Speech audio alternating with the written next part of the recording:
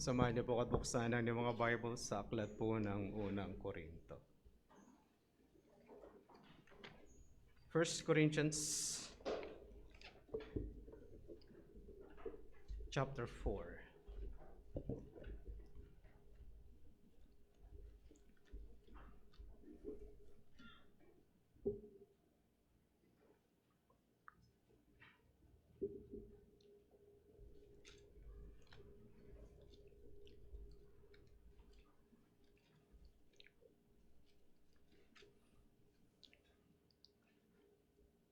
Unang Korinto, Kabanatang 4,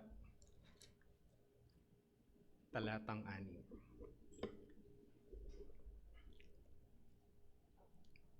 I have applied all these things to myself and to Apollos for your benefit, brothers, that you may learn by us not to go beyond what is written, that none of you may be puffed up in favor of one against another. For who sees anything different in you? What do you have that you did not receive? If then you receive it, why do you boast as if you did not receive it? Verse 8. Already you have all you want. Already you have become rich. Without us, you have become kings. And would that you did reign so that we might share the rule with you. For I think that God has exhibited as apostles as last of all, like men sentenced to death, because we have become a spectacle to the world, to angels, and to men. We are fools for Christ's sake, but you're wise in Christ. We are weak, but you're strong. You are held in honor, but we in disrepute. To the present hour, we hunger and thirst. We are poorly dressed and ragged and homeless. And we labor, working with our own hands. When reviled, we bless. When persecuted, we endure. When slandered, we entreat.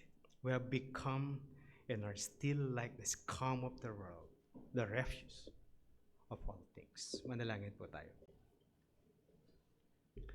Aming Ama, kami po ay nagpapasakop sa inyong kalooban.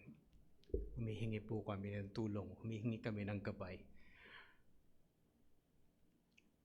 Bigyan kami ng tamang pangunawa sa bawat titik na aming aaralin, sa bawat pangungusap nito, upang kami patuloy na matuto't mahubog sa kabanalan ng aming Panginoong Jesucristo. Nawa, hindi kami maging mapagmataas katulad ng iba at ng mga taga-Korinto, but humble ourselves at makita namin ang aming mga kalagayan sa inyong harapan. Tulungan po ang inyong abang lingkod sa pangangaral po ng inyong mga salita. Sa pangalan po ng aming Panginoong Jesucristo, ito pong lahat ang aming dalangin. Amen.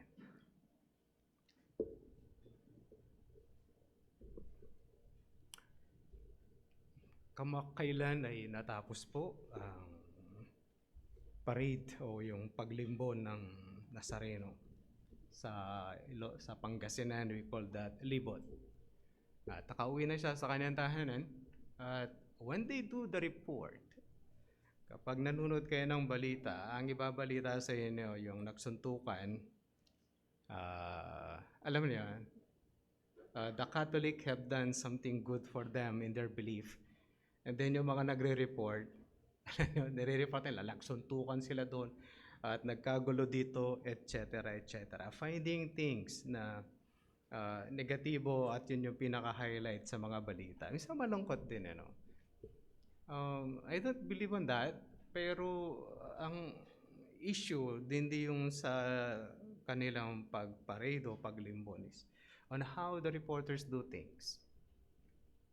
At hindi tayo excuse sa kaguluhan. Nakala ko noon pag ikaw ay na-born again, ikaw ay hindi na gagawa ng kasalanan at magiging matino ka at pinakamatino ka sa balat na lupa at never ka magsisin, and it is not true. habang dala-dala po natin o habang suot po natin ang katawang ito, we still commit sin. Kung bakit ang mga sulat na ilinagay po ng Diyos through Apostle Paul, through James, the brother of the Lord Jesus Christ, through Jude, kapatid ng Panginoong Jesucristo, kay Mary, si Pedro ay nagsulat, at marami silang inaayos sa mga simbahan na kanilang sinusulatan. At hindi excuse ang Corinthian Church. At ito'y matalinong simbahan. Mga kapatid, sa ating pag-aaral, exhortation to unite, pang-sampung preaching ko na po ito mula 1 Corinthians chapter 1. Ito na po yung pang-sampu. Pang-11 po yung next Sunday. Okay, pang-sampu muna. Yung susunod will be pang-11. At sa segment na to in chapter 4, ang pinag-uusapan po natin ay servants of Christ. At yung unang natalakay po natin in verse 1 hanggang verse 5 is the standard. Their standard. In verse 6 hanggang verse 14 is their attitude. Ano ang meron? Ano nangyari at ano nangyayari sa kanila? Ulitin ko mga kapatid, ang mga taga-Korinto ay mayabang. Mayabang talaga. Okay. They take pride at mayabang sila kasi sila ay matatalino. Matalino kami. Kami yung pinakamatalino, malamang-lamang sa buong San Sinukob dahil ganito kami. They like debates. Gustong-gusto nila nakikipag-debate. At hindi sila natatapos dito. Yung kanilang pride ay napakataas kung bakit ganun na lamang ang kanilang mga issue sa buhay. Kaya ngayon pag-usapan natin,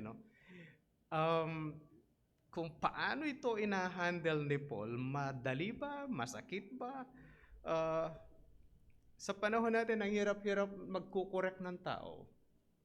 Alam niyo bakit? Sasabihin sa iyo, huwag mong sasaktan ng kanyang damdamin. Ma-offend, lalaya sa church. At mauubos kayo. Talagang mauubos. Kailangan alam mo paano kausapin yung tao. Pag Pilipino, pupunta ka, go on the back door, kausapin, and tapos at maayos din. At lilipat ang church eventually. Pero gano'n naman kalambing sabihin ng pagko-correct, masakit pa rin. Tingnan po natin paano i-handle po ni Paul ang kanya mga sinusulat. Let's see the attitude of the servants of God. At kasama dito mga kapatid ang pag-uugali ng kanya mga sinusulatan ng mga taga-Korinto. By the way, you cannot judge them. Pastor, yung mga taga-Korinto ay nasa langit ba? Kasi may nagawa silang mga ganyang issue. Bago po ako mag-dive sa text. Lahat po ng libro na sinulat o mga letter na isinulat po ng mga apostoles at ng mga Bible writers, may negatibong pangyayari sa kanila kung bakit sinulat. Hindi ito isinulat na kamukha ng magbabasa kayo ng systematic theology. Ito yung mga doktrina, ito yung mga prinsipyo. Pag nagbasa po kayo ng biblical manhood, ang nakalagay is, these are the principle of biblical manhood. Disciplines of a godly man, hindi na tatalakayin doon, tatamad-tamad kasi yung mga tao, therefore we will do a book about godly discipline. Pag binasa niyo yung libro ni Kent Hughes, hindi siya nakaganon. Ang nakalagay lang is godly discipline for men, godly discipline for women. Alam niyo, hindi na sila nahuhuli. Let's always match on that. Kaya ito yung mga nangyayari, ganun ba talaga? At pagdating sa Bible, ito maganda sa Biblia, kahit negatibo ay nilagay. Para saan? Para sa katututo ng mga mananampalataya. At para maging maayos ang pamumuhay. But we still struggle with our flesh. Kaya ito po yung nangyari in verse 6. I have applied all these things to you. Sabi niya, I have applied all these things to myself and to Apollos for your benefit. Bakit si Apollos? Teka, sa kanila si Apollo, isang sikat na orator. Magaling magdebate, magaling magsalita, sa kanilang lugar. Kaya pag pinag-uusapan ng pinakamagaling magsalita, isa si Apollos o si Apollo sa kanilang pinag-uusapan. At si Pablo hindi taga sa kanila. And they have a lot of comments ng iba. Sino si Paul? Isang bansot, bali ang ilong. Malalaman natin, sa isang pariseo, hindi niya alam ang diskusyon ng mundo. Kaya pinaglalaban sila, mas magaling si Paul, mas magaling si Apollo, at siyempre mas magaling si Pedro. Higit sa lahat, mas magaling ang Panginoong Jesucristo. Ano ka ba, laban mo naman. Sinabi na yun eh. Kumbaga pag nag-uusap tayo, wala ka nang masabi. Ang sabihin mo na lang, period. Hindi pwedeng dalawang period, may continuation pa yon. Kailangan isa lang. Pero pag talo ka na sa usapan, sabihin mo, period, period, period. Ang problema mo, may continuation pa yon. Dapat period lang. But anyway, sabi na, anong in-apply? Anong in-apply ni Pablo sa kanyang sarili at gayon din sa kanyang kaibigan na si Apollo? Una, in chapter 3, verse 6 to 9, it's about being a farmer. Yun po yung ginamit niyang paghahalin tulad at gayon din sa pagtatayo at pagbibuild in verse 10 to 15, and then dun sa verse 4, chapter 4, verse 1 to 5, tinalakay natin, is like a servant o isang alipin. At tinalakay po natin, ang alipin is not simply a servant. Hindi ito isang simpleng alipin na pinag-uusapan na merong great alipin o mas mataas na alipin. Ang pinag-uusapan natin ay alipin sa gigilid ang kanyang equivalent. Alipin na alipin po yung tawag doon. Hindi ito simpleng alipin na namamahay that they could come and go. Parang yung pagkuha natin ng katulong ngayon dahil sa ginawa ng porpoise, ang hirap-hirap ng kumuha ng kasambahay. Therefore, you have to, alam mo yun, ang sasabihin sa'yo, uwian po ako sa gabi, hindi na ako kasama. Hindi po kamukha nung bata kami, yung nakatandaan na kami nung aming kasambahay, halos parang kamag-anak na yung tingin sa amin, ganun din kami sa kanya. Yung parang lumabas na parang panganay na namin sa sobrang tagal na sa amin. Bata siya nung nasa amin, tapos tumanda na siya. Bata kami, tumanda na rin kami, siya yung nagbabantay sa amin. Pero ito, alipin na mamahay sa labas. Pag alipin sa gigilid, you have kukunti ang iyong baka wala ka man karapatan. At hindi mo pwedeng sabihin na meron kang human rights. Hindi ka mukha ngayon. Kahit na alin meron akong human rights, hindi niyo ako pwedeng gawan ng ganyan. Kapag pinag-usapan natin yung servants of God, we're talking about them na yung mga manggagawa ng Diyos, ay yung kanilang pagpapakumbaba sa harapan ng Diyos ay gayon na lamang. That's why we disagree dun sa idea na mayroong pastor, above the pastor is the reverend, at above the reverend is the bishop. Baka susunod na yung queen kasi hindi na pwedeng rook, nasa bandang gilid lang yung rook. Alam mo yun? Servants of God like Paul look at themselves like a pawn. Hindi tinitingnan yung sarili niya nandun sa mga hierarchy at matataas na position sa likod. But masaya kasi nandun. Alam mo yun, tatawagin kang bishop in a wrong understanding. O bishop, sabi nila. Bisa pinagkakatuwaan nila, pero parang masaya para sa kanila. Especially sa Pilipinas, kapag nag-invite ka ng pastors for a training at hindi ka bishop, hindi darating yung mga pastor. Sabi nung kaibigan namin, bishop, bakit ka nag-bishop? Ayoko naman to, sabi na. Pero alam mo ba, when we do the training, I can invite 10 bishops and they will bring 10 pastors at meron tayong 100 na attendees. Pero, sabi na, pag ako hindi bishop, nagtawag ako ng training, yung under lang sa akin o yung mga nasa grupo ko lang ang sasama. No other pastors will come. Kaya pag pinag-usapan natin yung pride, this doesn't mean that yung pride lang ba ng Korinto ang nangyayari dito? It's simply about the members? No, kahit po sa mga pastor, kabahagi po yun.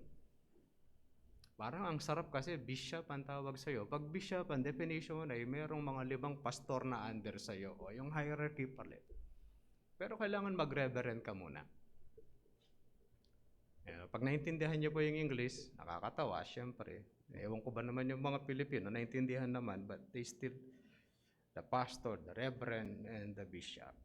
Iba pa yung pastoral staff. The pastor, the associate pastor, the assistant pastor, the pastor under training. Kaya ang daming hierarchy na ginawa. Kaya walang excuse. Hindi tayo pwede makasabi na, Pastor, yung sila lang ba, yung ganyan? Hindi po kahit sa time natin Baka sabihin natin, Pastor, ako hindi ako prideful. Siguro pag tulog ka, nakahanap na ba kayo ng taong di mayabang?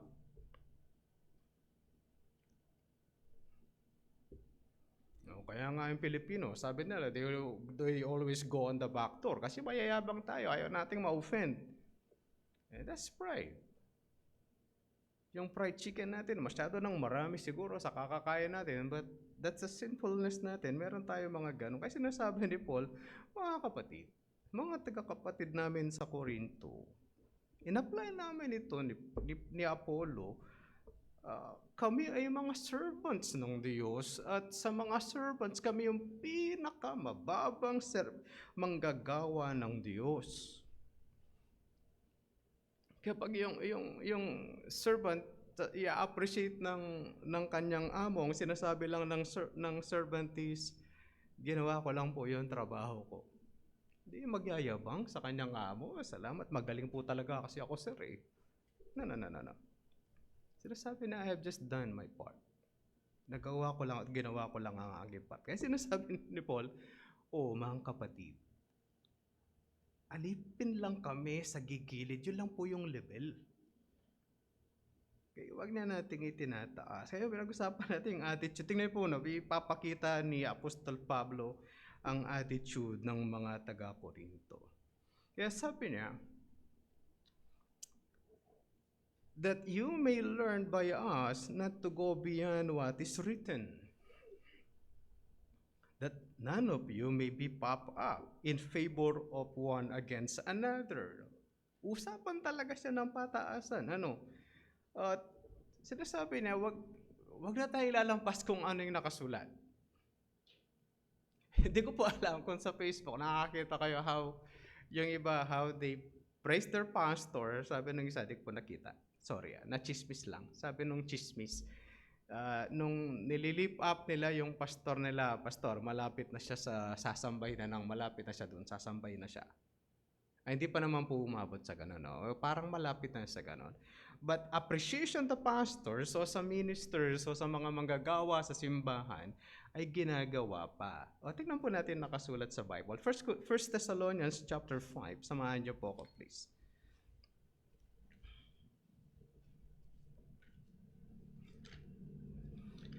First Thessalonians chapter 5.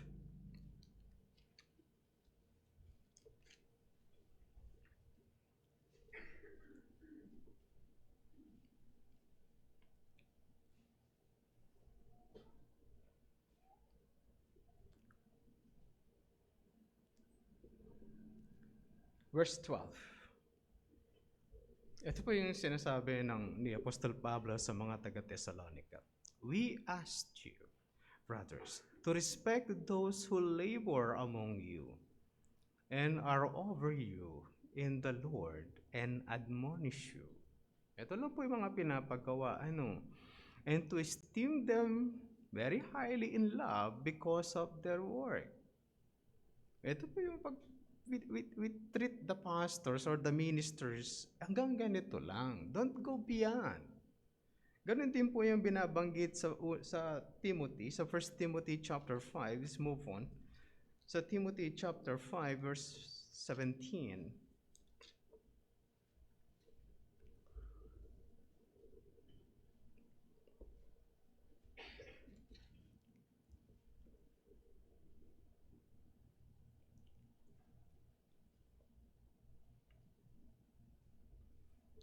Sabi na in verse 7, let the elders who rule well considered worthy of double honor, especially those who labor in preaching and teaching. Don't go beyond that. If the members will do that, is hanggang doon lang. Don't go beyond what is written at hanggang ganito lang dapat. Kung alalahanin po natin, mga kapatid,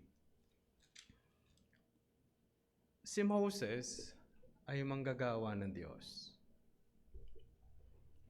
Saan parte ng kwento ng buhay ni Moses? Sa kanyang paglilingkod sa Diyos na siya ay nagyayabang. Sinabi pa niya na magaling ako sa inyo at ako ang pinili ng Diyos at kayo ay mga naging alipin at wala kayong nagawa. Tandaan natin, ang pinag-usapan natin, si Moses ay dating Prince of Egypt. Kung hindi na ni-reveal ang kanyang pagka-Israelita, Prince of Egypt po yun. He's next in line. Nakasunod sa trono ng paraon. Pero sa pagtawag ng Diyos, hindi na sinasabi sa kanila, kung tutulungan ko na nga kayo, pwede ko naman kayong hindi tulungan eh. Dapat mag-Prince of Egypt na lang ako para mas madaling buhay ko eh. But he has to be like a servant with them. Nung kaaway niya mga Israelita, at siya ay pinapersecute. Pwede mo sabihin, patayin mo na si Lord. Ubusin mo na nga to.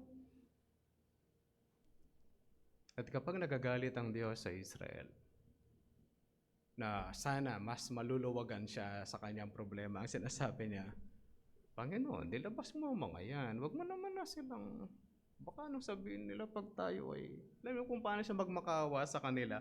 But never siyang nagyayabang sa kanyang mga nasasakupang mga Israelita.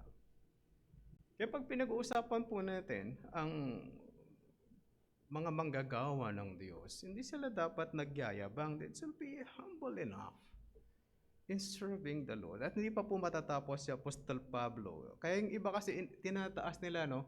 Ang gusto kong preacher ito kasi magaling. Alam niyo yung difficulty ng YouTube? Pwede kang manood ng mga galing na preacher sa YouTube.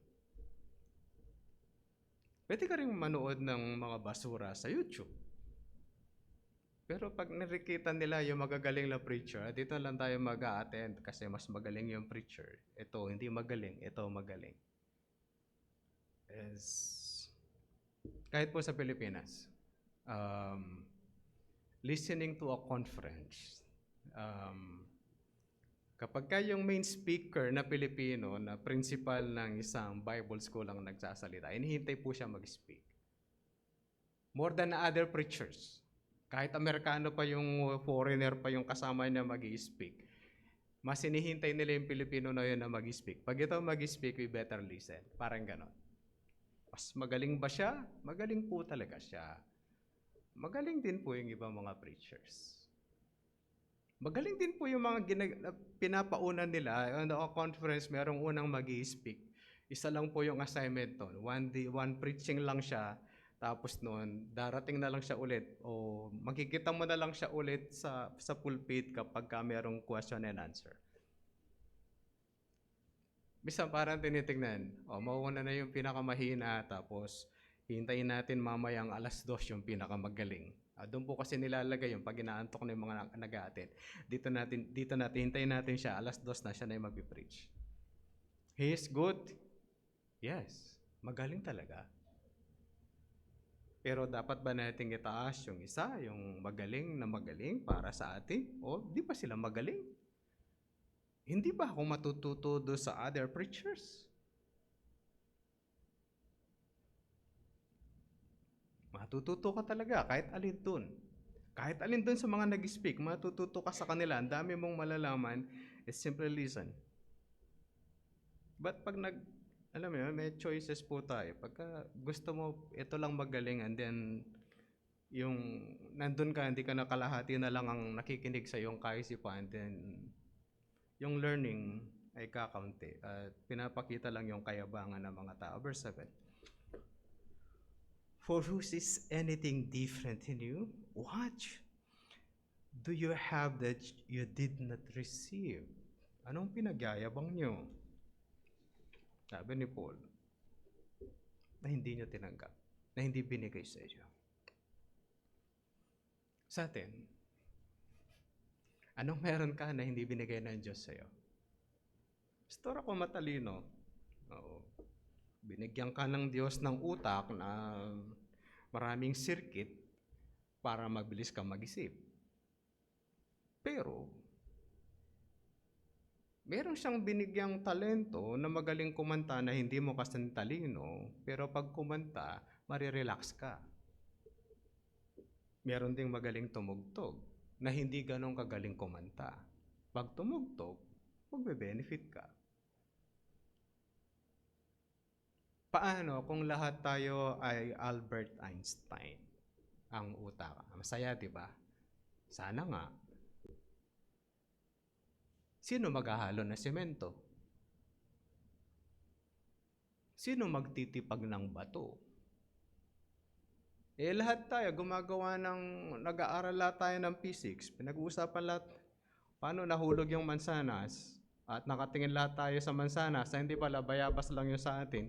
Hinihintay mo siyang mag-yellow at mahuhulog.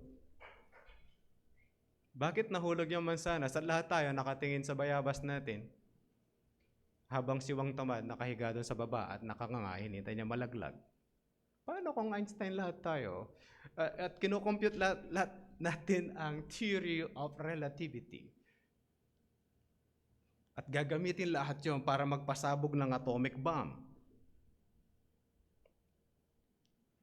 Paano kung lahat tayo ay Isaac Newton? Lagi natin tinitingnan yung lalaki natin.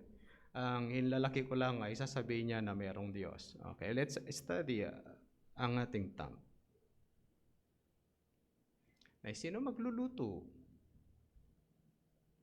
Paano tayo kakain ng masarap na pagkain? Alam mo yun, kahit yun, hindi nila pinagmamalaki dahil ibinigay po sa kanila yun. Lahat ng tao sa mundo meron siyang payako, binigay sa kanyang talento at kakayanan ng Diyos para mag-benefit ang mundong ibabaw. Habang ito ay papunta sa kanyang decay. Kaya sinasabi, ano pagyayabang ninyo? Anong bagay na hindi binigay sa inyo? Sabi, then tinuloy pa niya, if then you receive it, why do you boast as if you did not receive it? Ano ang pinagyayabang nyo?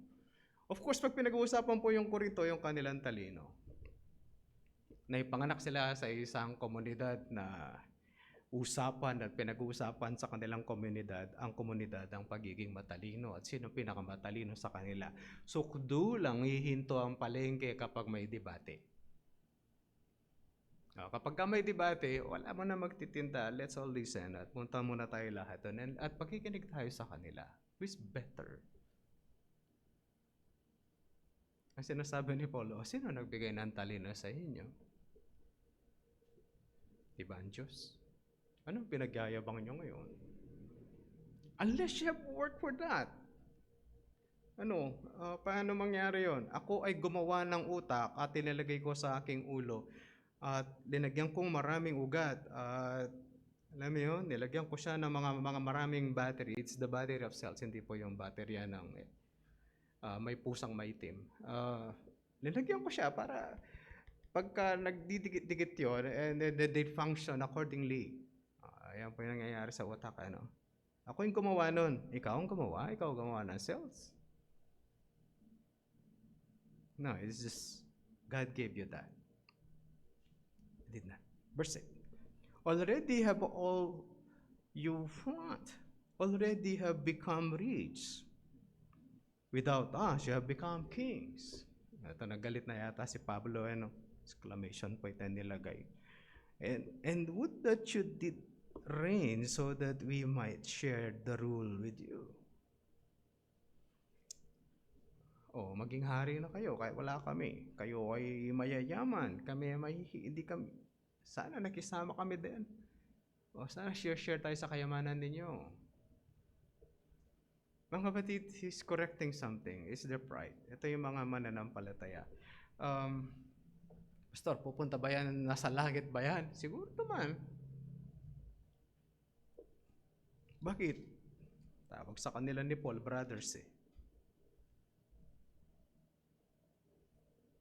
Minsan nakala kasi ng iba, pastor, pagka may nagkasalanan, nagawang kasalanan, unbeliever na yan. Kailan pa nangyari yun? Anong sabi ng 1 John 1:8? Lahat may kasalanan. Kaya nga in chapter 2, we have Jesus Christ, our advocate, who go alongside. And we have the Paraclete na tumutulong sa atin, sa ating Panginoon, sa Diyos, to correct us and help us grow. At kapag may kasalanan tayo, siya yung nagiging lawyer natin sa langit. Sasabihin niya sa Diyos, binayaran ko siya sa krus. And let's see the apostles.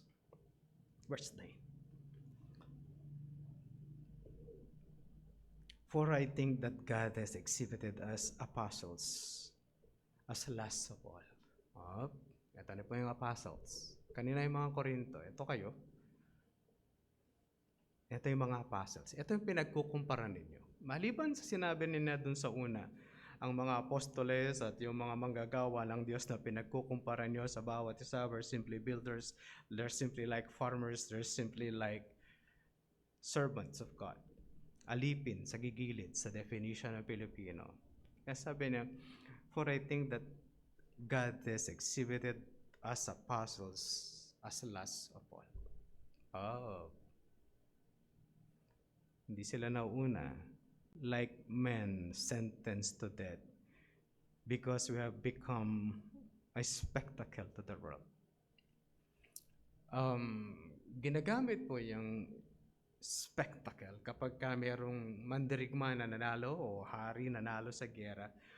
Sa kanilang pag-uwi, nakatali sa kadena yung mga nahuli nila, yung description nila dati. Tapos, nauuna yung hari, tapos sumusunod yung mga yon, tapos nandun sa gilid yung kanilang mga sundalo. Inihahayag nila, kaming nanalo.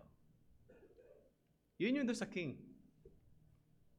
Ang mga servants of Christ, ang tingin ng mundo sa amin, sabi niya, ni Apostle Paul, ang tingin sa amin, kami yung parang natalo sa laban.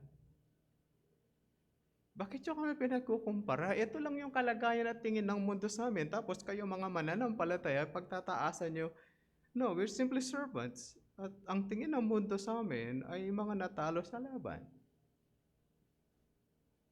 Ano yung pagyayabang natin? Ito lang kami. Ito po yung sinasabi ng Apostle Paul. Ito kami. Ganito kami. Ganito lang ang tingin ng mundo sa amin. Kaya sabi na, become a spectacle of the world, to the angels, and to men. In verse 10, sabi na, sa tingin ng mundo, we are fools for Christ's sake. Anong tawag nila sa mga nag-aaral sa Bible? Mga siraulo. Born agains. Dati sa Tarlac, mayroong lalaki na nasira yata yung ulo niya, tapos lagi siya may hawak na libro at may hawak na Bible. Donato po yung pangalan nun. Hindi naman siya magagalit sa akin, hindi niya alam. Ang lagi sinasabi ng tao, yan yung taong yan kakabasa na ng Bible na siraulo. Kaya yung mga nag-aaral sa Biblia, ang tawag siraulo. Ito lang yung tingin ng tao, mga hangal.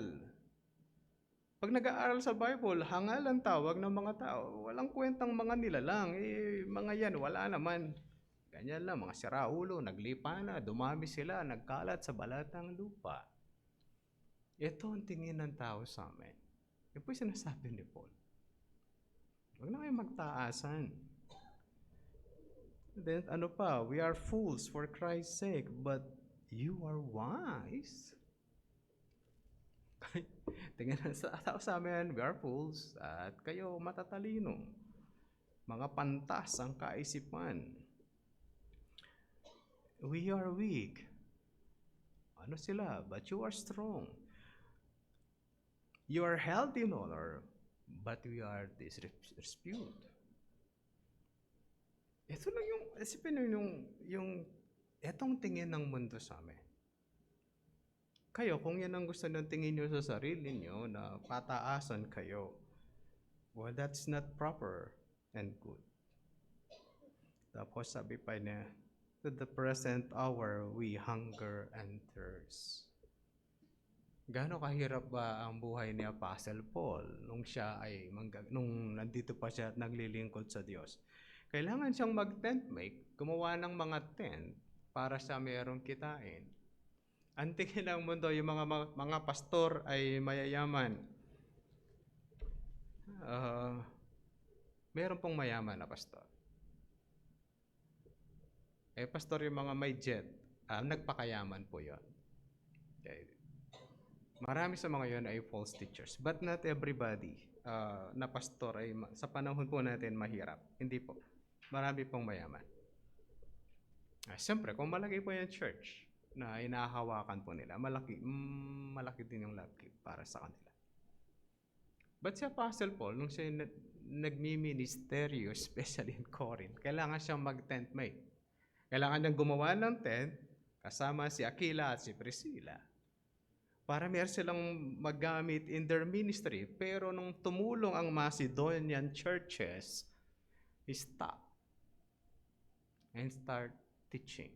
Pag wala pong pinapadalang tulong sa kanya ang Macedonian churches o yung mga simbahan sa Macedonia wherein Philippi ay isa, yung Philippian church, ang isa sa mga tumutulong, then kailangan niyang gumawa ng tent. Which sinadapt naman ng maraming churches na dapat yung pastor ay tent maker. I wish I could correct that sa kanila.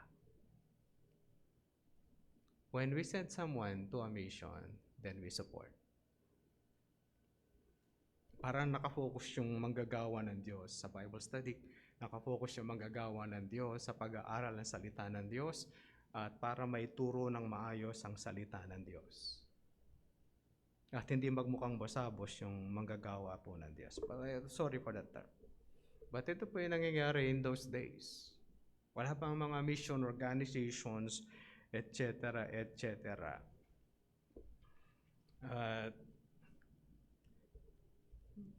Alam mo, may Christmas box. Sensya na kayo, di ako kumukuha ng Christmas box. Yung shoe box ay pinupuno po ng mga mananampalataya sa iba't ibang mga lugar ng mundo. Tapos, ibibigay po yung shoebox sa mga bata na hindi pa nakaranas ng makatanggap ng regalo sa Christmas. Kaya di po ako kumukuha nun kasi wala tayong pagbibigyan dito nang hindi pa nakaranas ng exchange gift. Okay. Usually, binibigay po sa bata yan and then with the evangelism. Alam niyo, nakaisip nun, yung puso nung tao na nakaisip nun, o mananampalataya na nakaisip po nun, ganun na lang yung kalalim po yun. At ganun din po kalalim yung pag-ibig ng mga mananampalataya na naglalagay doon sa shoebox, tapos ibibigay po nila yon kahit hindi man nila alam sino po yung pagbibigyan. Ganun po ka. Isipin nyo, they have to spend some money para doon sa mga bata na hindi man nila kilala, hoping that the gospel will be preached and God will call His elect. Ewan kasi, Pastor, ba't di tayo kumukuha nun? Hindi po ako kumukuha nun. Na-approve naman talaga tayo doon. Sabi ko, hindi kami kukuha kasi bibigay pala yan sa mga bata na hindi pa nakatanggap ng Christmas gift. Ayon po doon sa maker. At nagpasimula po ng shoebox. Kaya hindi po kami kukuha. But we will do the same process. At ginagawa po natin, pag nagkakaroon po tayo ng children Bible study, we give children supplies. Kaya hindi na po natin kinukuha yan. Let them use it to other places kung saan siya mas magiging pakinabang. But it doesn't mean hindi po yan beneficial kung gagamitin po natin. Dahil pagka Pilipinas po yung pinag-uusapan, nagpapadala yata sila dito ng 10 container van para lang i-distribute sa buong Pilipinas. Okay? Kaya, para intindihan lang po natin. Pero sa panahon ni Paul, walang ganun. Walang mission organization na mag-iipon po ng pera tapos kapag meron silang ipapadala sa mission, they support. Wala. Macedonian churches lang. Pastor, yung Jerusalem church, hindi ba nagpapadala? Actually, yung Jerusalem church, siya yung isa sa mga mahirap na church na nailagay sa Biblia na tinutulungan siya ni Paul pagka pupunta siya sa mayayaman na simbahan, tapos magpapadala sila ng pera, dadalhin sa Jerusalem Church. Isipin nyo, yung naunang simbahan, bandang huli, siya po yung pinakamahirap na church.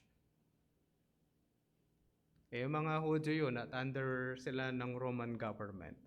Ang Corinto ay mayamang lugar, ang lugar po ng ang Philippi ay mayaman na lugar dahil marami pong retired Roman soldiers na nakatira sa lugar po ng Philippi. Kaya pag nasip po yun, nung masip po yun, marami silang contribution na ibinibigay. Then Paul used that to other churches too. Kaya sabi na, kayo ay mayaman, kami mahirap, kayo'y mayaman. Inirerespeto. Tuloy po natin sa verse 11. To the present hour we hunger and thirst, we are poorly dressed. Ito na po siya. At wala pang bahay pati At hindi naman po pwedeng gayahin po yan sa mga missionary sa time po natin. We should do something about that. In verse 12, and we labor working with our own hands. When reviled, we bless. When persecuted, we endure. When slandered, we entreat. We have become and are still like the scum of the world, the refuse of all things. Ito po yung, sabi ni Paul, ito kami. Ito yung mga manggagawa ng Diyos. Ngayon, kung apparently, meron po siyang tinutuwid na mga false teachers na pumasok sa Corinthian Church. Sila ganito. Ang mga manggagawa, ang mga apostoles, ito ang lagay. Bakit kayo magmamataas at magpapataasan sa bawat isa? What is important, brethren, is we follow the scripture. Kaya sabi ni Paul, don't go beyond what is written.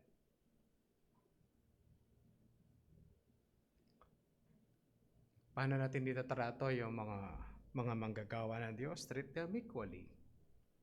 But when we go to the church, magkakaiba lang po tayo ng spiritual gifts. Iba yung sa akin, iba po yung sa inyo. At desisyon po yun ng banal na espiritu nung ito'y binigay sa atin. Di na mapansin, magkakaiba tayo ng kakayanan. Sabi ko nga, hindi ko gusto nagtuturo ng mga bata. But it doesn't mean hindi po ako marunong sa bata. Nung bata ako, paborito ako ng mga bata sa barangay namin. Lahat ng pamangking ko, ako yung paborito, syempre. Di po, alam nila yon. I'm good with children sa mga ganong bagay. Pero ayokong magturo, baka mapalo ko sila. Okay. Not until I learn how to do storytelling.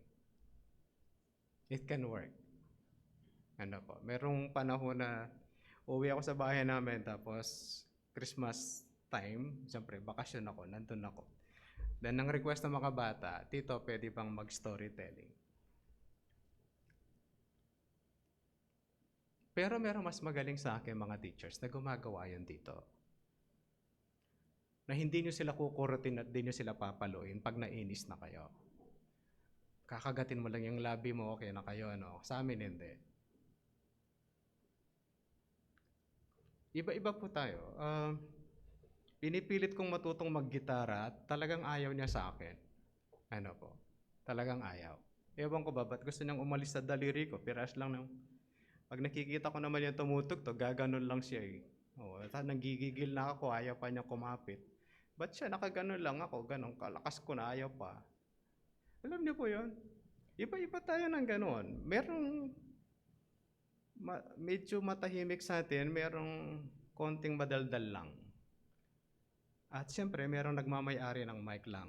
No? Parang sa kanya lang yung mic. Let me have the floor. Meron iba-iba po tayo. But we have to treat everyone equal. Preaching lang po yung aking spiritual gifts na binigay po ng Diyos. Kaya meron. I should respect you to your gift. At pag ginamit niyo po sa akin yan, then I will grow. Hindi po ito one-sided. Na kapag ang pastor nangangaral at kayo natuto sa salita ng Diyos, mag-grow kayo. Pag kayo, yung spiritual gifts niyo, ginamit niyo po sa akin, lalago din po ako sa pananampalataya. Meron pong mas malalim ang patience sa akin. Meron kamukha ni Pedro.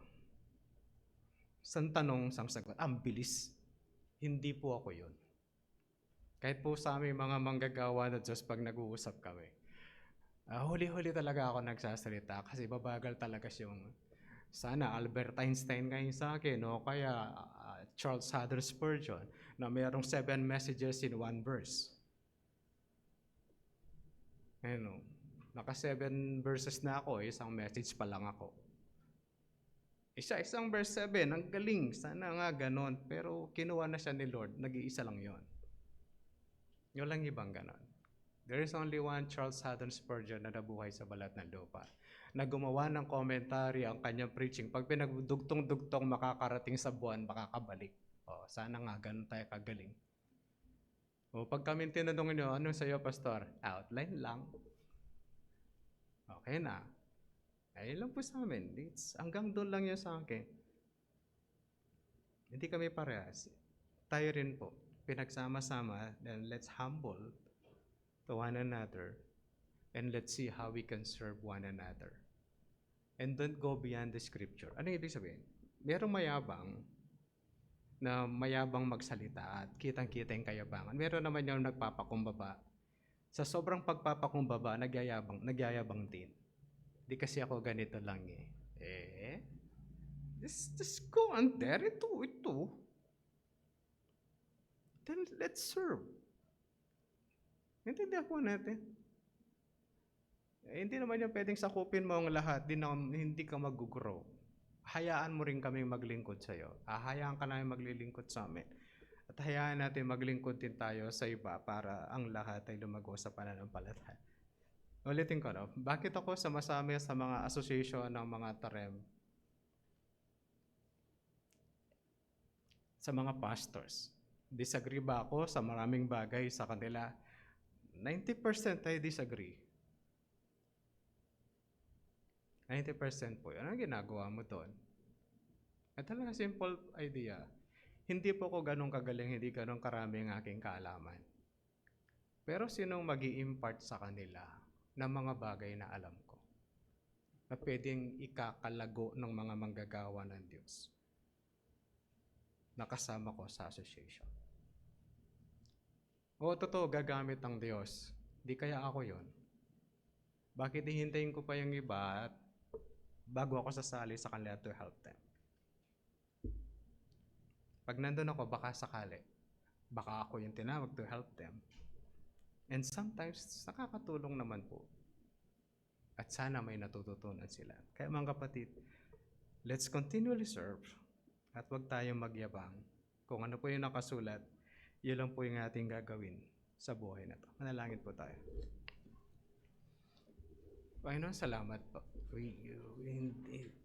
Hindi namin kasing galing yung iba. At hindi rin kami parehas, di rin kami magkakamukha ng kakayanan. Pero inilagay niyo po kami sa isang kalagayan o sa isang simbahan para kami lumago sa pananampalataya by serving one another and humbling ourselves. And in respecting and honoring one another, dapat kami lalampas sa iyong mga salita. Kami nagmamataas sa bawat isa, but continually serve you ayon sa inyong katotohanan. Tulungan kami, o aming Diyos, na lagi ang salita ninyo ang panuntunan po namin sa aming mga buhay, so that we will not go beyond, or we will not go down or above the scripture, but follow your line kung ano ang gusto po at sinasabi ng inyong mga salita. Tulungan po kami, lalo na kapag panahon na magyayabang po kami at patuloy po kami bigyang mababang loob.